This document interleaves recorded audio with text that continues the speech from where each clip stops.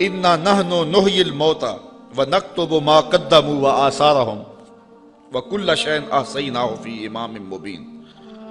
بے شک ہم مردوں کو جلائیں گے، زندہ کریں گے، اور ہم لکھ رہے ہیں جو انہوں نے آگے بھیجا، جو پیچھے چھوڑا، اور ہر چیز ہم نے گن رکھی ہے ایک بتانے والی کتاب میں.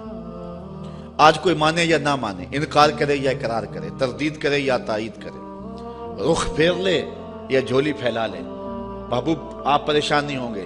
ایک وقت آنے والا ہم قبروں سے مردوں کو اٹھائیں گے. آج کوئی مانے یا نہ مانے، ہم نے لکھی ہوئی ہے، ایک ایک بات لکھی ہوئی ہے، وہ روشن کتاب میں. قیامت کے دن نامہ اعمال کھلے گا، سب سامنے آ جائے گا. تو محبوب آپ اپنے عمل کو جاری رکھیں. جو آپ کر رہے ہیں ہم وہ بھی لکھ رہے ہیں، اور جو آگے سے ان کے رویے ہم وہ بھی لکھ رہے ہیں. قیامت کے دن ہر شے سامنے ہوگی اور رب کی عدالت میں سارے فیصلے ہوں گے. اچھا، ایک تو یہ مفہوم ہے جو عامت المفسرین نے بیان کیا اس آیت کا، لیکن ابن عاشور نے اس کا ایک اور مفہوم بیان کیا ہے، اور ذرا سنیے. وہ کہتا ہے کہ اس آیت کو انا نحن نحیی الموتى، اس کو ہم ما قبل سے اگر ملا کے پڑھیں تو مفہوم اس کا کچھ اور نکلتا ہے، اور وہ یہ کہ محبوب تیری بات کو کچھ لوگ سنتے نہیں ہیں، اور تو ان کے پاس جا کے بات سناتا ہے اور وہ پرواہ نہیں کرتے. ان کے اوپر نیچے آگے پیچھے زنگ ہیں اور پردے ہیں، لیکن محبوب تیرے کرم کا می برستا رہنا چاہیے. ایک دن آئے گا مردے بھی جی اٹھیں گے. محبوب تیرے کرم کا می برستا رہے، ایک دن آئے گا ان شور اور کلر زمینوں میں بھی پھول کھل اٹھیں گے. اس لیے تو کرم فرماتا رہے اور تو تبلیغ کا عمل جاری رکھ. روزانہ پتھر پہ بھی ایک قطرہ گرے تو ایک دن سوراخ وہاں بھی ہو جاتا ہے. اور محبوب تیری مٹھی بولی جاری رہنی چاہیے. ایک دن زمانہ تیرے کلمے پڑے گا، اور پھر فتح مکہ کے دن لوگوں نے دیکھا سب کے لبوں پہ ترانے میرے حضور کے ہی تھے. تو یہ ہے ایک مفہوم. اچھا، یہ بات بیان کرنے کے بعد جو اگلا رکوع ہے، مضمون لمبا نہ ہو جائے لیکن میں کچھ مضمون آپ کے سامنے رکھ دیتا ہوں اختصار کے ساتھ. اللہ نے اپنے محبوب کے غلاموں کو ان کٹھن حالات میں تسلی دی.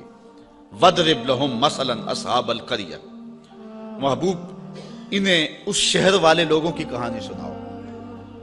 یہ محبوب کے قلب کو اور حضور کے غلاموں کے دل کی تسکین کے لیے اللہ نے کہا، چونکہ کہانیوں کے ساتھ ویسے بھی انسان کا جو رجحان ہے وہ طبعی ہوتا ہے، فطری ہوتا ہے. کہانی کی طرف میلان ایک فطری ہے، انسان کی طبع میں رکھا گیا، شوق سے سنتا ہے. کسی زمانے میں شام کو بچے دادی اماں کے بستر میں گھستے تھے کہ اس سے کہانیاں سننی ہیں، اور دادی اماں اپنی روایات، اپنا کلچر، اپنی تہذیب، اپنا تمدن اور اپنی خاندانی روایات اس کہانی کے اندر سمو کر کے ان بچوں کو اخلاقیات کا درس، اپنے مذہب کا درس اور اچھائیوں کا درس اور تقوی کا درس اس ایک کہانی میں رکھ کے ان کو دیا کرتی تھی. اور وہی ہمارا کلچر تھا، وہی ہماری تہذیب تھی، اور وہ اپنی روایات کو نئی نسل میں منتقل کر کے جاتی. جب سے ہم نے دادی اماں کا بستر چھوڑ دیا ہے اور ٹیلی ویژن کی سکرین سے تہذیب لینا شروع کر دی ہے، اس لیے ہم نے روایات ادھر سے لینی ہے، اور وہی حقیقتوں کے اجالے اور وہی روشنیاں تھی. اور آج ہم پتہ نہیں کیا کس کو کلچر قرار دے رہے ہیں. میں 2-4 دن پہلے لاہور میں 4-5 جگہ پہ درس پہ رہا ہوں، اور جگہ جگہ کلچر میلے اور کیا کچھ دیکھتا رہا ہوں، تشہیر اس کی. تو میں کہا تھا، جگہ جگہ میں نے کہا یہ ہمارا کلچر نہیں ہے. جو ماہرین ہیں اور جو فنون والے ہیں وہ کہتے ہیں کہ جو کلچر ہوتا ہے کسی بھی قوم کا، اس پر جغرافیے کی اور مذہب کی چھاپ ضرور ہوتی ہے. یہ کبھی نہیں ہو سکتا کہ کسی قوم کا کلچر، اس کی تہذیب اس کے جغرافیے سے اور اس کے معتقدات سے، اس کے عقائد سے ہٹ کر ہو. تو یہ سارتا پا برہنہ کلچر، یہ ہمارا کلچر نہیں ہو سکتا، نہ مشرقی کلچر نہ حجازی کلچر. ہمارا کلچر مغرب کی ہواؤں سے نہیں پھوٹتا، مدینے کی فضاؤں سے پھوٹتا ہے. اپنی ملت کا قیاس اقوام مغرب سے نہ کر، خاص ہے ترکیب میں تجھے قوم رسول ہاشمی.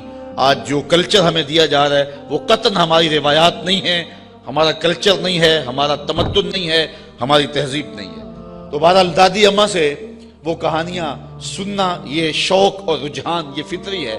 تو اللہ تعالیٰ نے قرآن مجید میں کئی کہانیاں ہماری ہدایت کے لیے بیان کی ہیں، اور یہ کہانی بھی وَضْرِبْ لَهُمْ مَثَلًا أَصْحَابَ الْقَرْيَةِ. محبوب نے اس بستی کے لوگوں کی کہانی سنائے. وہ ایک بستی تھی جس کا نام تھا انطاکیہ، اور یہ شام کے غربی علاقے میں واقع ہے. وہاں اللہ نے دو رسول بھیجے ان لوگوں کی ہدایت کے لیے، خوشحال بستی تھی، اللہ نے دو رسول بھیجے، انہوں نے دونوں کا انکار کر دیا، اللہ نے ان کی تائید کے لیے تیسرا رسول بھیجا، انہوں نے اس کا بھی انکار کر دیا، حتیٰ کہ ان نبیوں کی تکذیب کی، انہیں گالیاں دی اور پتھر لے کر ان نبیوں کو شہید کرنے پر آمادہ ہو گئے۔ جب نبیوں کو قتل کرنے لگے تو شہر کے ایک کنارے پر ایک شخص رہتا تھا، اسے جب پتہ چلا کہ یہ نبیوں کو قتل کر رہے ہیں میری قوم کے لوگ، تو وہ مسکین آدمی، لیکن اس کے دل میں جذبہ جاگا، وہ وہاں سے دوڑتا ہوا آیا اور اپنی قوم کو کہنے لگا تم قتل کرنے لگے ہو، میں کہتا ہوں ان کے قدم چومو۔ تو وہ جتنے پتھر تھے ان نبیوں پر برسنے کے لیے آمادہ تھے وہ اس شخص پہ برس گئے اور پھر وہ شہید ہو گیا۔ پھر اس کی لاش سے آواز کیا آئی؟ یہ قرآن کی بولی ہے، ذرا توجہ کر لیں۔ میں اس کی تفصیلات میں تو نہیں جاؤں گا، لیکن اختصار کے ساتھ مضمون آپ نے سن لیا، اب قرآن کا لہجہ دیکھیے۔ وَضْرِبْ لَهُمْ مَثَلًا أَصْحَابَ الْقَرْيَةِ، محبوب نے اس بستی کے لوگوں کی کہانی سنائیے، اِذْ جَاءَهَا الْمُرْسَلُونَ، جن کے پاس رسول آئے، اِذْ أَرْسَلْنَا إِلَيْهِمُ اثْنَيْنِ، ہم نے ان کی طرف دو رسول بھیجے، فَكَذَّبُوهُمَا، اس قوم نے ان دونوں کی تکذیب کر دی، فَعَزَّزْنَا بِثَالِثٍ، ہم نے تیسرا بھیجا، فَقَالُوا إِنَّا إِلَيْكُمْ مُرْسَلُونَ، ان رسولوں نے کہا کہ ہم تمہاری جانب رسول بن کے آئے۔ قالوا، قوم نے کہا، ما انتم الا بشر مثلنا، تم تو ہمارے جیسے بشر ہو۔ یہ بدبخت اور بد نصیب قوموں کا مزاج رہا ہے کہ پیغمبروں سے روشنی اور نور لینے کی بجائے ان کو بشر کہہ کے ان کی رحمتوں سے اور ان کے دامن سے پھوٹتی ہواؤں سے اور ان کے سینے سے نکلتی شعاؤں سے اور ان کے من سے وابستہ روشنیوں سے اپنے آپ کو محروم کر لیتے ہیں، اور ان کا چلنا پھرنا اور ان کا اٹھنا بیٹھنا، ان کا شادی اور نکاح کرنا اور ان کا بال بچوں میں رہنا اور ان کا بازار میں آنا جانا، اس کو وہ کہتے ہیں کہ یہ اگر نبی ہوتے تو یہ کیوں ہوتا۔ یہ عجیب بات ہے، ان کی عظمتوں کے پہلوؤں کو چھوڑ کے نظر یہاں رکھ دیتے ہیں، حالانکہ یہ بھی انسانیت کے نمونے کے لیے اور ہدایت کے لیے ہوتا ہے۔ یہاں میں بہت لمبی بات نہیں کروں گا، اگرچہ یہ عنوان ایک لمبی گفتگو کا متحمل ہے۔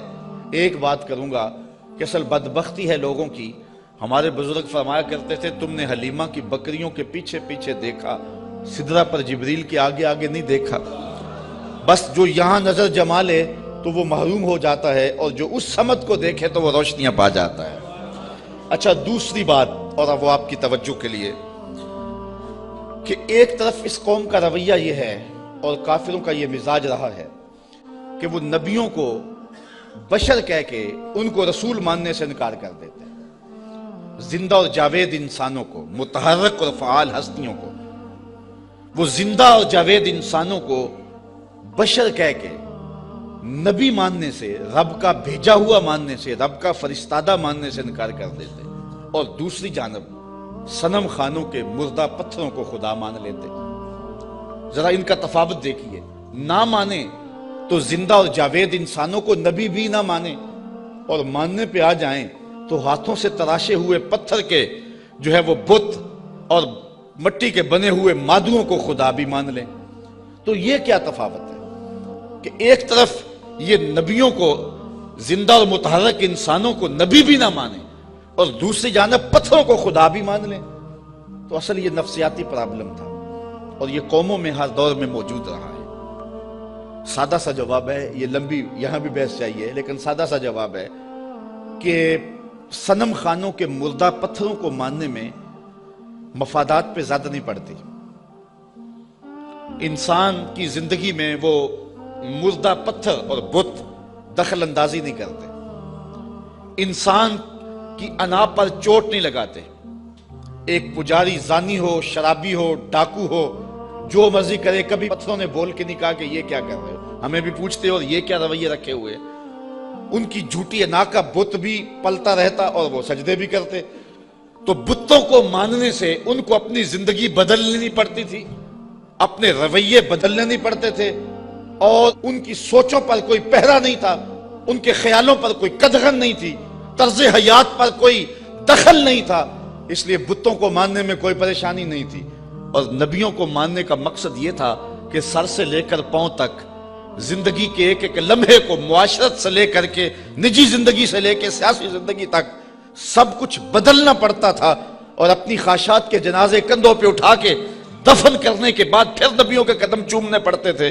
اس لیے نبیوں کو ماننے میں پرابلم تھا اور بتوں کو ماننے میں کوئی پرابلم نہیں تھا، اس لیے کہ بتوں کو ماننے میں کوئی مفادات پہ زیادتی نہیں پڑتی تھی، اور نبیوں کو ماننے کا مقصد یہ تھا پھر اپنی خواہش چھوڑنی پڑتی تھی۔ تیرے ہندیاں سندیاں محبوبہ میں کافر ہوں جے میں ہوں، پھر تو اپنا آپ چھوڑنا پڑتا تھا نا۔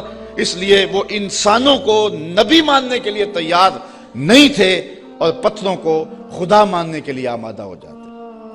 آج بھی یہ نفسیات ہمارے اندر بھی پائے جاتے ہیں۔ ایک شخص 70 سال حدیث رسول پڑھاتا رہا، 80 سال اس نے قرآن کی نوکری کی، تو لوگ اس کے گرد اتنی تعداد میں جمع نہیں ہوتے، اور ایک بندہ دونی رما کے تموڑی شاہ بیٹھ جاتا ہے اور ساری قوم اس نانگے کے پیچھے بھاگ جاتی ہے، تو کچھ لوگ کہتے ہیں کہ پتہ نہیں اس میں کمال کیا ہے، کرنٹ کیا ہے۔ صاحب بات کرنٹ کی نہیں ہے، مفادات پہ زد نہیں پڑتی، اور اس شخص کے پاس آنا ہے تو زندگی بدلنی پڑتی ہے۔ اس لیے ان مردوں کو ماننے میں حرج نہیں ہے، اور ان فعال اور زندوں کو ماننے میں اپنی خواہشات کا جنازہ اٹھانا پڑتا ہے۔ لہذا انسان کا رجحان ادھر نہیں ہوتا ہے، انسان کا رجحان ادھر ہوتا ہے۔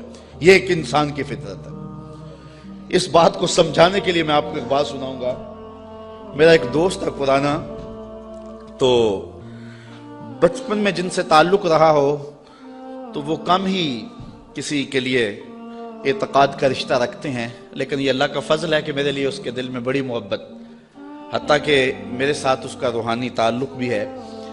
تو اس کا ایک دوسرا دوست ہے، اور وہ میرا بھی دوست، اور وہ بہت زیادہ پڑھ لکھ بھی گیا ہے اس کی طرح۔ تو اس نے کہا یار دیکھ، میں بھی ایک اعلیٰ منصب پہ ہوں اور حضور کی سنت چہرے پہ ہے، تو تیرے دل کے اندر بھی اس شخص کے لیے محبتوں کے جذبے ہیں، تو بھی میری طرح اس شخص کے ساتھ اپنا باطن کا تعلق قائم کیوں نہیں کر لیتا۔ یہ ایک مرید کے دل میں خواہش ہوتی ہے کہ دوسرا شخص بھی میرے پیر سے وابستہ ہو جائے۔ اس فطری خواہش کے تحت اس نے اس کو دعوت پیش کی۔ تو اس نے جو جواب دیا، وہ جواب اس آیت کے مفہوم کو سمجھنے میں مدد دے گا۔ اس نے کہا کہ میں کبھی کبھی اس کی تقریر سنتا ہوں تو یار میں حساس سا آدمی ہوں، رات کو سو نہیں سکتا، تو جس کی تقریریں مجھے سونے نہیں دیتی، اگر میں اس سے تعلق جوڑ لیا وہ تو مجھے زندہ مار دے گا۔ اس لیے مجھے تو پیر ایسا چاہیے کہ جو سرانے کے نیچے رکھ کے آرام سے سو بھی سکوں، اور جس کو چاہوں تو لپیٹ کے جیب میں ڈال بھی سکوں، اس کے ساتھ تعلق کا یہ رشتہ مجھ سے تو نہیں نبھایا جائے گا۔ تو انسان چاہتا ہے، انسان کی طبع ہے، انسان کی فطرت ہے، جہاں مفادات پہ زد نہ پڑتی ہو تو لوگ وہاں دوڑتے ہیں، اور جہاں مفادات پہ زد ہوتی ہو، جہاں اپنا بدلنا ہوتا ہے، وہاں صائب فکر کے لوگ ہی جاتے ہیں۔ وہ تھوڑے بھی ہوں، زیادہ بھی ہوں، اس سے غرض نہیں ہے، لیکن ہوتے صائب ہیں۔ تو ان کافروں کا مزاج یہ تھا کہ پیغمبروں کی یہ کہہ کے تکذیب کر دی کہ تم تو بشر ہو، اور صنم خانوں کے مردہ پتھروں کو خدا ماننے لگ جاتے۔ وما انزل الرحمن من شیء، کہنے لگے تمہارے اوپر رحمان نے کچھ نہیں اتارا۔ ان انتم الا تکذبون، تم تو معاذ اللہ جھوٹ بولتے، گالیاں دی، برا بھلا کہا، تکذیب کی نسبت کر دی۔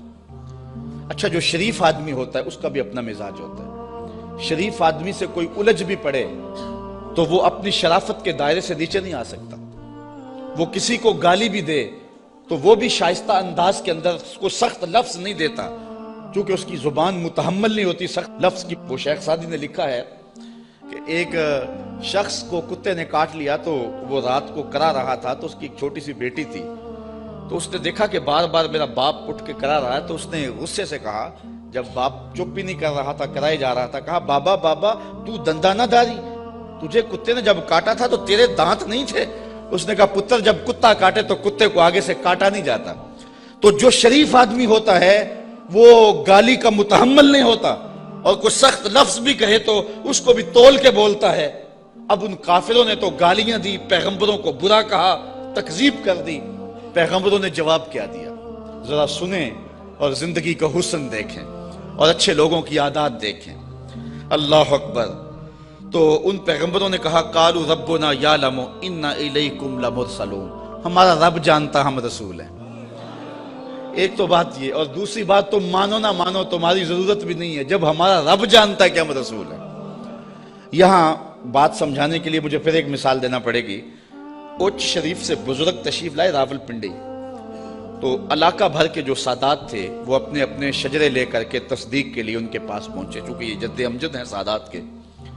تو پیر میر علی شاہ صاحب نہیں گئے، تو کسی نے پیر صاحب سے کہا کہ حضرت سارا زمانہ آیا ہے اور اپنے شجروں کی تصدیق کروائی ہے، آپ نہیں گئے؟ تو پیر میر علی شاہ رحمۃ اللہ تعالیٰ علیہ فرمانے لگے کہ میں وادی ہمراہ میں تھا، میری عصر کی سنتیں قضا ہو گئی، سویا تو حضور خواب میں ملے، اور آقا کریم نے فرمایا سید ہو کے عصر کی سنتیں چھوڑتے ہو؟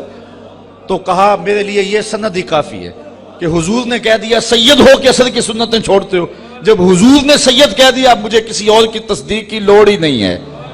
تو کہا تم مانو نہ مانو ہمارا رب کہتا ہے کہ ہم رسول ہیں، یہی سند کافی ہے کہ ہمارا رب کہہ رہا ہے کہ ہمیں رسول